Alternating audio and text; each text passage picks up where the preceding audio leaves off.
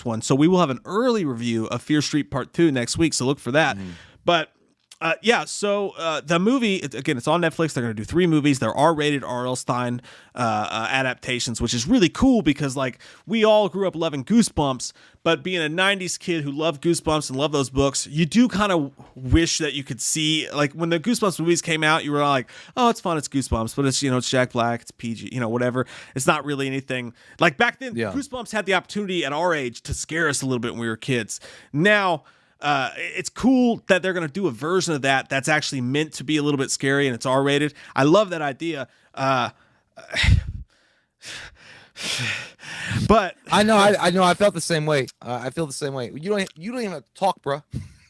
And I didn't hate it. I did not hate it. What I realized very quickly, though, watching it was that it's based in 1994, which is cool because we love the 90s. It's a slasher film. The entire opening is nothing but an homage to Scream, and I thought that was dope as fuck. Yeah, and the guy that did the sound is the guy that did the sound Marcos for Beltrami. Yeah, Scream. Beltrami. And like exactly, dude. It felt like a Scream movie, and I had fun. Like the by the way, the special effects were fucking dead on. They were great. And again, that's not because we constantly and daily lick Christopher Nelson's taint. We do that anyway. He deserves it. But he really did a great job here. It was awesome. But I feel like what happened with this movie, while it started off strong, there were so many random moments in the film that it kind of took away from it. Like, I don't know, like there were some times when you were watching it and it was going down a certain beat. And you're like, okay, I'm on board. I get it. All right, we're going to go down this way. And then this like random homeless person throws a full can of beer at you. And you're like, what? Like, what just happened? Like it just reset my whole view. Like it's a solid film. It's fun and it's good. But I feel like there's a lot of randomness that occurs. And I don't know. I feel like they were scenes that could have been, if you're going to go with one, like, it almost feels like it wants to go one direction and then it goes another direction and then it doesn't know exactly where it wants to go here. And again, I know it's all building up to a 3-piece because you get to 1666 and it's going to explain everything. But I feel like 1994 Fear Street was one of those, I don't know. It's solid enough. I'm not like, I wasn't a huge fan of all the plot points in it. I mean, yeah, it goes. You know what it felt a lot like? It felt like The Babysitter, McGee's The Babysitter on Netflix, where it was like over the top. They needed to have lightning fast edits. It needed to be in your face. The jokes needed to be constant. Like, and to me, even though it felt like the 90s, which I love, the music was fucking great. Not just Marco Beltrami, but the soundtrack was awesome. Yeah, it really was. So nice. Except for the ones I didn't know. I was like, I didn't listen to that shit in 94. What the fuck is that? But they got some like Firestarter, they got some Soundgarden on there, they got some cool shit. They have an AOL moment, which is really cool, and I really appreciate that. I love the essence of all that stuff. But the problem is that the entire cast, the characters, none of them felt like they were from the 90s, dude. They were all 2021 kids. They all acted like 2021 kids. They were all over the top. Some of them were kind of obnoxious. Some of them were annoying and got on my fucking nerves. I would say you're doing too much here, Greg. Stop. I would say like 85%. Yeah, I was redlining at some point. I'm like, fucking shut up and die. Like, can I get a fucking skull-faced kid to come in and do this up? But yeah, I agree. And I mean, it's not their fault. They weren't alive in the 90s. I mean, these kids they're young, so they weren't alive in the 90s. The movie required them to be at fucking 110% pace, like they were on Adderall the entire fucking movie. My battery just died. I'll fix it. Okay. Well, yeah, but I can also look at something like Stranger Things or something like that, where the kids are supposed to be from the 80s and they do a great job portraying that particular time period, in a way that they can do best. And I actually believe when I watch Stranger Things, especially season 1 and season 2, that those kids are from the 80s. They do a good enough job convincing me that they are kids in the 80s. Like that, like I believe that. Even in it, I believe those kids. I'm just like, yeah, I mean, dude, I would rather just listen to fucking Soundgarden and some goddamn Offspring and whatever and just watch some cool ass death scenes happen. And that's all I want to fucking see. So everything else you're doing here is kind of fucking rubbing me the wrong way. But the death scenes are fucking amazing. And the flashback sequences that they do have in this, where they showcase So I can't say it because I don't want to give that away, but they showcase certain things Where happening. they're going, where they're Yes, going. dude. Yeah. Like you know what it reminded me of? It reminded me of some kind of like 13 Ghosts, like when they flash back a little bit to show like how things happened, like in 13 Ghosts. Same, dude. Yeah, exactly. Like they'll they hint at what's going to come in the future and the other ideas that are going on. Like there really are strokes of greatness. Like in the opening. Now part of the opening, like the Scream things they do are so cool because like they are. There's one kill that's literally, I mean, out of the movie. I mean, they literally shot for shot out of the movie.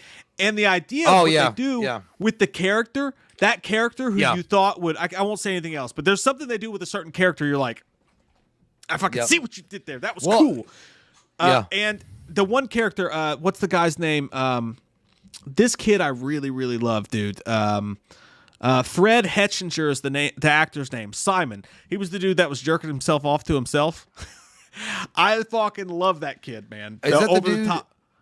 He was in the back. He was the one that stared at himself in the mirror. He's like, "Oh yeah, I went to Pound Town too." I He's like Matthew Lillard for the 2021. Like he had those vibes. I like that kid a lot. He was all right. I like the little. I like the little black dude that was a nerd. I like the Urkel dude. I like him a lot too. I thought he was great because I like the idea. Benjamin Flores Jr. That's what I was doing back in the 90s. I remember, sex chatting, going into chat rooms on AOL, doing RPG.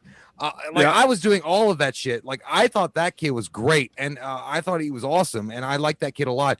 The other character actors I wasn't fond of, but yeah, but the one kid you're talking about wasn't bad. But yeah, dude, when the Scream moments happened, they were great. Yeah, and you knew who they were. Yeah, you knew they were volleyballing this too. They were volleyballing it to the people that fucking grew up with Scream, no doubt. And no doubt didn't even play in the movie, and they should have.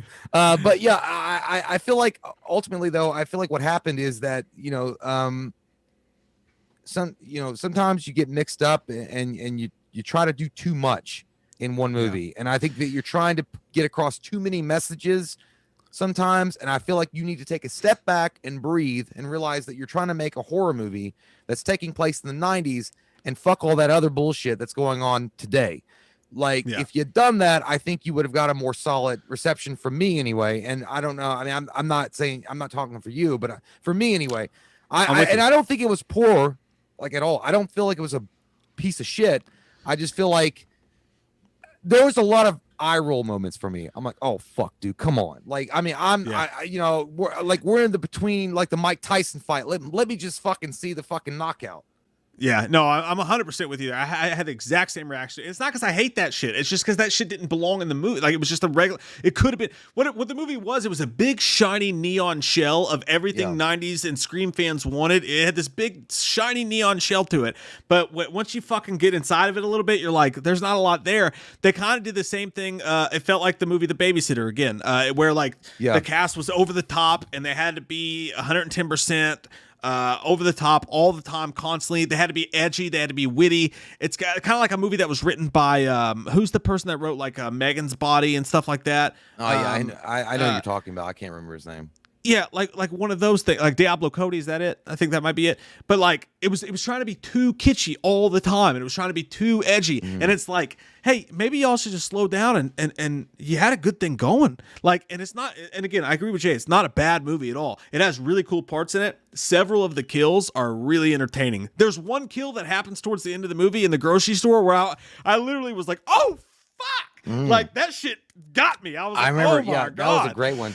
And then there's actually one scene too in the school, and it happened another time, but the way the camera shoots it, it looks like, and again, it looked amazing. They're trying to recapture Stanley Kubrick's The Shining with the axe.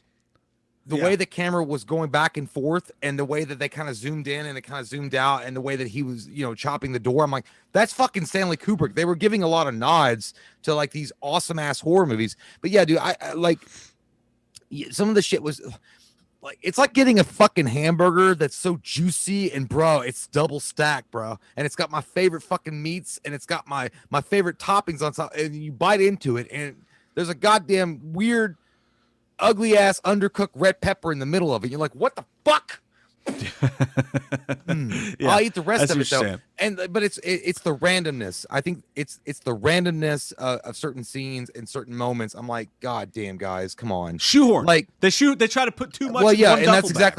and that's exactly it. And again, I have no problems with certain like causes or points or whatever, but you know, I feel like don't be disingenuous and disguise it and wrap it up in a burrito when it's really a fucking vegetarian fucking hamburger. Like, I don't know, like just don't. And you said it right. Don't put it in a shell of something that people are going to like click on. And then when they get involved, just so they can listen to your shitty original music. Like like it reminds me of Rockstar, dude. Mark Wahlberg. He was like, oh, I'm sorry. Forgive me that I don't want to play fucking music and just to get them in the club so they can listen to your shitty originals. Yeah. And that's it. I just now thought of this when we were talking about this, and I thought, oh, this is going to make it seem like we're talking about the two girls relationship together. No, I didn't give a shit about that. That's not what we're talking about at all. It's not that. It's that that was fine. But they spend so much time in the middle of this movie trying to it turned into it's just like any movie that turns it's a slasher movie and then it turns into a love story. If Scream, for instance, had turned into a Lifetime 90210 movie about Nev Campbell and Skeet Ulrich, I would have had the same exact opinion. Like, can we get off of that? Like, we get it. Yeah, they're together. Cool. Like, there's a fucking witch. There's the slasher shit. Like, this is all, we're getting away from the theme and the mood of the movie to do a love story. And I'm just like, go from dig through the ditches and burn through the witches to I don't want to wait for our lives to be over. Yeah, 6.5 for me. A lot of really great stuff, and just a lot of just way too much meandering for me. For it to really like it did a really good job harkening back to some 90s slashers and stuff like that, but it didn't make its own imprint enough to really be remembered to be a classic in its own right. So it's a 6.5. It's above average. It's good. I recommend watching it for sure. Yeah, I give it a 6.0. I mean, I'm up there with you. I mean, I feel like it's above average for sure. Hey guys, this is Mark Wahlberg, and I just wanted to take a second to talk to you about We Watched a Movie. They got a really good Patreon going on over there. They'll do videos for you based on any of their characters. They'll do commentaries for you. They'll do movie reviews for you. They got behind-the-scenes videos. You got 20% off of all their merch. They'll even make you your own video store card like Blockbuster back in the day. They got commentaries just sitting there waiting to be fucked by your movie ears. I'll put the link below. We gotta outrun the wind.